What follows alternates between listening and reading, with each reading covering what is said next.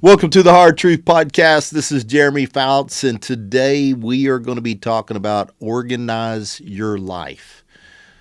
I'm talking about this today because some of you may not know, but we have been in the process the last 2 or 3 weeks of organizing our house and getting everything ready to go put on the market to be able to move to a closer home, closer to the boys' school, as Pearson is starting his senior year and he loves naps before his baseball game. He loves coming to the house instead of driving 45 minutes back to the house. He likes popping in. So that's the reason we're going to move a little bit closer to the school. But the reason for me doing this podcast is I've looked back through into my 30s and my 40s, and every time I'm not in a good headspace, every time that I feel like, you know what, I'm designed to do more in life.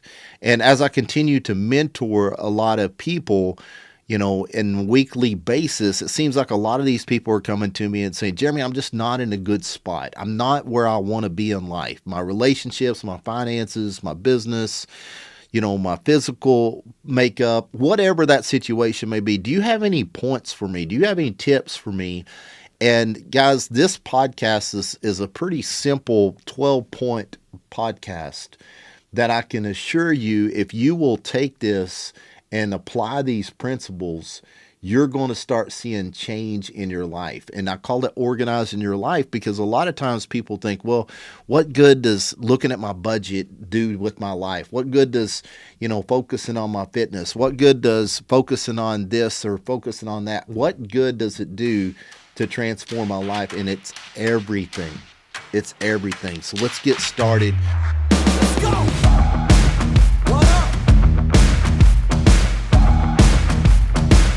With this podcast, and hopefully you're one of these people listening today that says, you know what, you're talking to me, Jeremy. I need to clean some stuff out of my life. So if you look at your life, every part of your life is like a folder. I was going through my office this morning early as us preparing this podcast, and I'm looking through folders, and I'm like, man, this is 4 years old. I don't need this, so I'm shredding it. And then I'm looking at I don't need this. This is old. And every part of your life is a folder. And we got to clean it out. I mean, I'm talking about your physical space, your finances, your relationships, your health, your digital life, your friendships. And here's the question you have to ask yourself: what's cluttering your peace? See, peace comes within that you have a structure in place, everything is organized, and I know what I need to focus on. We get so much clutter in our life that a lot of times we can't even focus on what's important because we have all this clutter in our life. And I'm talking about, from this weekend, my truck was a mess coming back from Denver, Colorado. So, I told the boys, go clean the truck, and then I'm focusing on the house. I mean, your closet, all these different things. Candace and I, we went through a time in our life where we would stage homes and sell homes to get paid to be able to do that. And, we used to have an analogy, or not analogy. We had something we stood by, and that is, if we don't use it, lose it. What are you having in your life right now that's not allowing you to have peace because everything is just a big clutter? See, your life reflects your priorities. What's out of order? I had a young man that worked for me about 15 years ago, and he come to me and said, Jeremy, I need some financial advice. You're paying me well, but I'm not where we need to be. So I started looking through his bank statement. He had 2 gym memberships that he hasn't been to in 2 or 3 years that he was still paying. And then we look through this other stuff. And guys, when you look at your priorities, you've got to figure out what's out of order here. I mean, you're looking at your calendar and you get 24 hours in a day. And what are you doing on a daily basis to make that difference? Your bank statements, all the things that you're paying for that you're not using. You've got to reorganize not only your financials, but your values, and reorganize it in a structure that your values are more important than urgency and putting out fires, because your life reflects your priorities, and you've got to put everything into order. Number three is what you don't track, you can't improve. You've got to track your spending. You got to track your workouts. You got to track the amount of time you're putting on your phone. You got to track your calories. You got to track your sleep. As I'm working with these athletes, when I ask them what their, calorie intake is, what their protein is, what their carbs is, the ones that cannot tell me that answer are the ones that's failing. It's the same way when you're looking at your finances. What is your monthly finances? What is your debt to asset ratio? How much time are you spending on your phone versus studying and improving a new skill? If you look at everything that we are trying to accomplish on a daily basis, if you can't track it and you don't track it, you can't improve. So all of these areas is what helps us get our life organized. Number four is putting together a structure that's going to set your family up in the right way. See, after I organize everything, and just a little side note here is I'm looking at my debt to asset ratio. I'm also looking at, do I have a good life insurance and policy in place? Because it's not just a policy, it's a plan. A term life insurance policy for someone like myself for 4 or 5 million is not a lot of money. But looking at everything and saying it's not just financially, but it's also relationship and spiritually. What we are leaving behind matters. What are you going to leave behind? I hate it that to call it like it is, but any of us could have our number called at any time. So when you look at organizing your life, I'm going to start by looking at my debt to asset ratio, have a plan. I'm going to look at my physical. I'm going to look at my spiritual. I'm going to look at my relationships. I'm going to put all that on the table and say, okay, I'm going to track every one of these and I'm going to improve on a weekly basis to now improve on a monthly basis to be in a better spot 90 days from now versus 6 months from now. Here's where I want to be a year from now. Here's where I want to be at 2 years from now. But if you look at this, guys, it's all about organizing our life and creating a plan. The next point is the power of simplifying. What keeps you is what owns you. So that's why I have this theory of if I don't use it, lose it. If it's not doing me good, I'm getting rid of. I've had friendships in the past that I had to really ask myself, are these true friendships that I can benefit from being around them? Or are these people that I just called to say, hey, let's come over, let's do things that's really not bringing value to my life? If you don't understand, please understand, if it does not bring value to you and it's excess stuff, excess commitments, I had to learn the power of saying no in my mid 30s because I'm a yes person. I love saying yes, I can donate my time here. I love saying yes to this. I love saying yes to that. But I had to simplify and I had to learn saying no by saying, as of right now, I cannot commit to that. But if something changes, I will let you know. That emotional baggage that keeps us from growing, whatever it is, the power of simplifying. What you keep is what owns you. What is owning you today and not allowing you to focus on what truly matters? If you don't use it, lose it, guys. Purpose requires order, and discipline sets the foundation. I'll say that one more time. Purpose requires order. Discipline sets the foundation. So when we talk about purpose and trying to help people find purpose, in order for you to find it, it takes some attention. But in order for you to focus on it, it makes you have discipline. So most people, though, they don't find their purpose and they're not able to focus on their purpose because their home is out of order.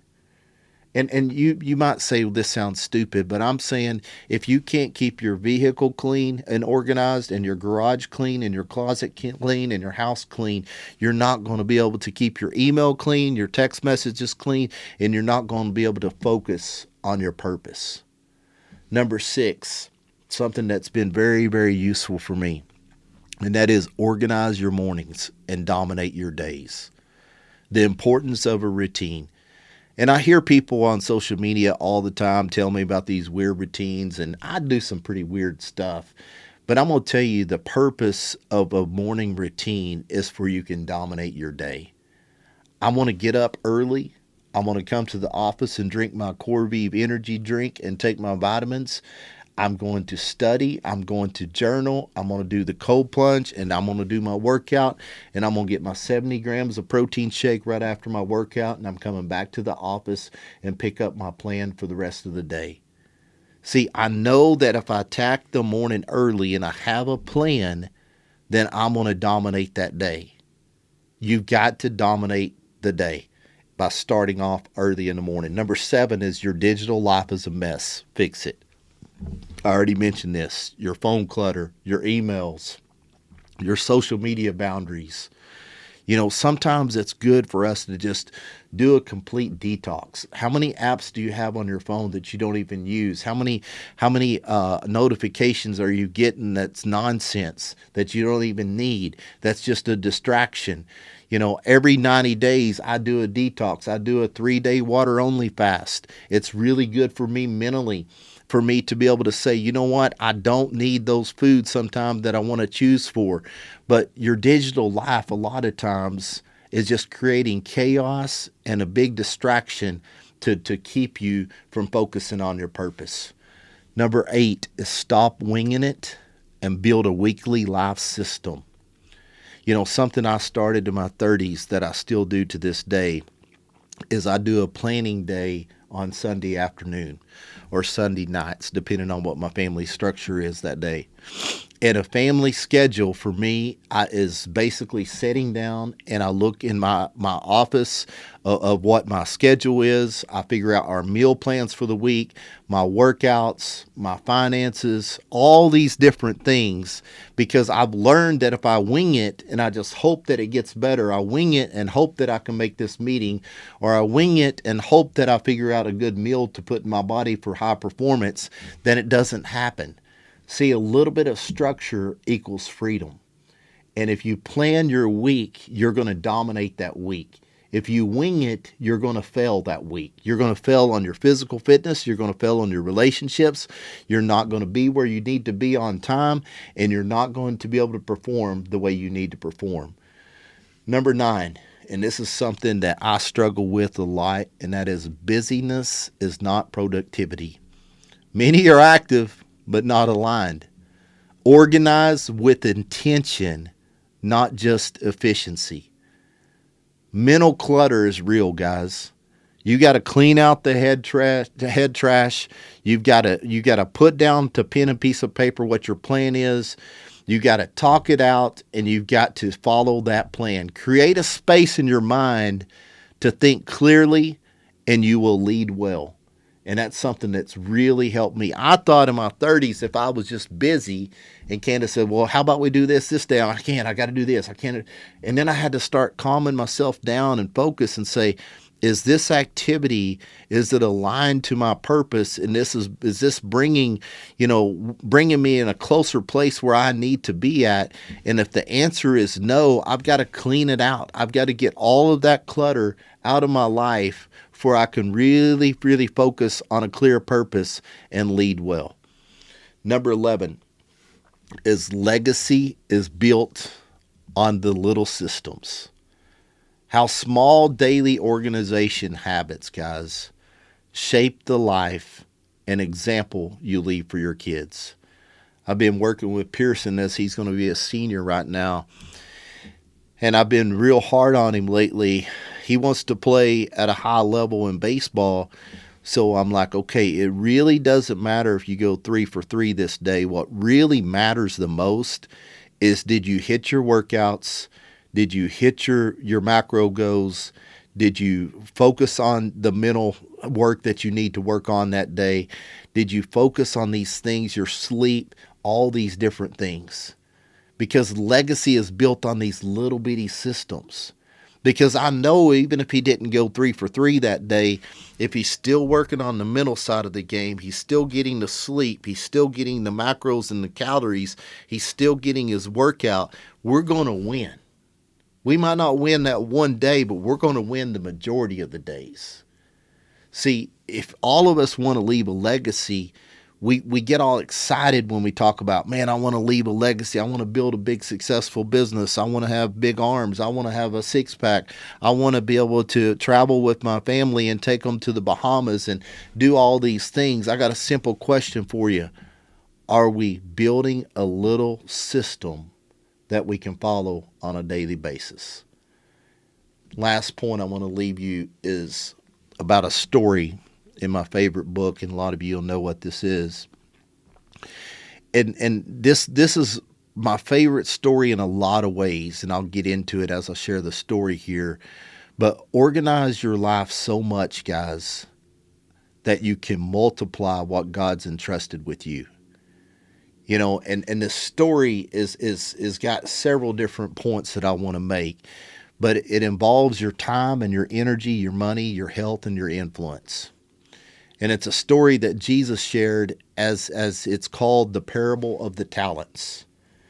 And here's how the story goes. A master was leaving town, and before he left, he called three of his servants and handed them over some of his wealth. He gave one servant 5 bags of gold. Another servant, he gave 2 bags of gold. The last servant, according to their, and all of this is according to what he thought was their ability. Their last servant, he gave 1 bag of gold. Now, here's what's amazing. He went away, and I don't remember exactly, but I think probably around 30 days or so. I don't have to go back and read the story, and I was going to this morning, but I didn't have time to be able to make that happen. But he goes away, and he comes back, and he went to the person he gave 5 bags of gold to, and he said, "Hey man, how did it go?" And the guy that he gave 5 bags of gold to said, "You know what? I did the best I could do, master, and I doubled it. So now I've got 10 bags of gold." The one with 2 bags of gold said the same thing. He said, "Master, I did the best of what was given to me based on my abilities, and I doubled it. So now I've got 4 bags of gold." But the guy that he gave 1 bag of gold to, he got scared that he was going to lose this 1 bag of gold, so he buried it. And the master come back and said, "What did you do with yours?" And he said, "I didn't want to mess it up. So I basically buried it, and here it is, and I've still got that same bag of gold." Now here's where I want to get to in this story. Here's a couple different points. There's a lot of you right now that maybe you feel like you've only got 1 bag of gold. And you think, well, why did that other person get 2? Why did that other person get 5? So therefore, I'm so worried about losing what I have that I'm going to hold on to it. Guys, that's not the way life is designed. Your life is designed where you take what you have and you're grateful and you show gratitude. If you want a new car but you can't afford a new car right now, go clean your car. Go clean your house. Go organize your life. And then you look at that 1 bag of gold and say, "Dadgummit, I've got 1. I'm going to go turn it into 2. Then I'm going to take 2, and then I'm going to turn it into 4. Then I'm going to take 4, then I'm going to turn it into 8. There's a lot of you out there that maybe you don't have as many talents as what you think that you should have. Maybe someone else is physically more talented than you are. But what matters is, are we willing to put our name out there and put our work into organizing our life and say, I'm not going to be scared about losing this 1 bag of gold. I'm not going to bury it. I'm going to stand up, get my life organized, and I'm going to go be the best that I can be. Are you going to hide your money and say, "No, I'm just afraid about losing it. I'm not worried, or I'm worried about what other people think if I go out and risk it"? Guys, here's what he said to the lazy servant that saved his gold. He said, "You didn't even try. You could have at least put it in the bank or done something." But the master took that 1 bag and he gave it to the guy who had 10. Then Jesus ends the story with this line: "To those who use well what they're given, more will be given. But those who do nothing, even What little they have will be taken away. See, this parable isn't just about money. It's about stewardship. It's about using your time, your energy, your gifts, your health, your resources. You've been given something. Are you organizing it? Are you growing it? Are you using it? Or are you just burying it? So today, guys, my hope is that all of you will listen to this podcast.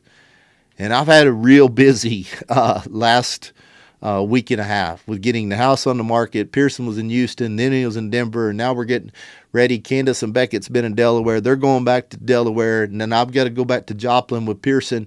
And I've had a busy time the last 2 to 3 weeks. And I will tell you this. What's really always helped me in these times is just looking at my life and getting organized and getting a good plan, and then asking myself, am I turning this one bag into 2 and into 4? Am I taking this 5 bags and turning it into 10? Am I taking a 2 and turning it into 4? Or am I scared and I'm just going to bury it and not give it my 100%? Guys, thank you for joining me on the Hard Truth Podcast. We are growing the podcast, but we're only growing it because of you. Share with your friends and family the podcast. Leave us a review. If you don't know how to leave a review, I have a lot of people say, how do I leave a review? Google how to leave a review on whatever podcast you're streaming this from. So thank you for joining me.